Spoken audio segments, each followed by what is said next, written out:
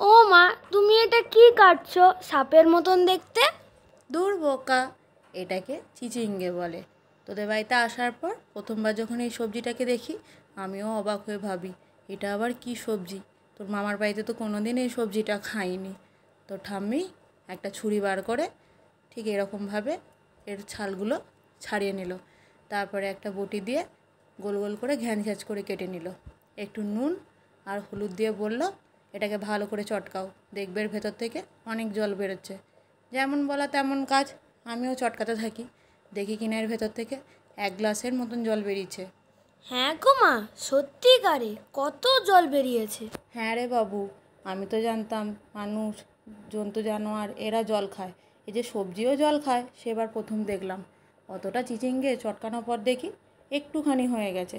এরপরে তো ঠাম্মি একটা কড়াইয়ে তেল দিয়ে দিল। তেল গরম হয়ে এলে সেই চিচিঙ্গেটাকে দিয়ে দিল। একটু নাড়াচাড়া করে নিয়ে ঢাকা দিয়ে দিল। বলল, তুমি একটু চিচিঙ্গেটা দেখো, আমি পুকুর পাড় থেকে বাসনগুলো ধুয়ে নিয়ে আসি। দেখবে বেশি জোরে কিন্তু জাল দেবে না, তাহলে তলায় সব লেগে যাবে। যেমন বলা তেমন কাজ, আমিও নাড়তে থাকলাম। কিছুক্ষণ নাড়ার পর ঢাকা দিয়ে দিলাম। ঢাকাটা খুলে যখন দেখি চিচিঙ্গেগুলো লাল হয়ে আসছে, তখন আরেকটু নাড়াচাড়া করে নিলাম। এই করতে করতে দেখি তোর ঠাম্মিও বাসনগুলো ধুয়ে নিয়ে চলে এলো। তারপরে তোর ঠাম্মি একটু নুন দিয়ে দিল। বলল, চটকানোর সময় নাকি অনেকটা নুন ওই জলের সাথে বেরিয়ে গেছে। একটু নাড়াচাড়া করে নিল। আগে থেকে কুড়িয়ে রেখে দিয়েছিলাম যে নারকেলটা, ওর উপর ছড়িয়ে দিল।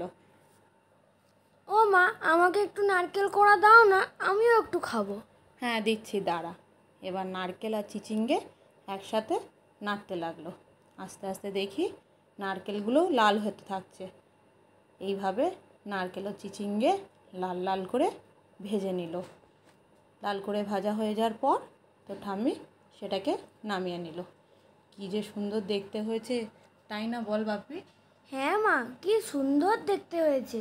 তুমি চটপট ডাল দিয়ে ভাতটা দিয়ে দাও, আমি এই ভাজা দিয়েই খেয়ে নেব, আর কিচ্ছু লাগবে না। দাঁড়া দিচ্ছি।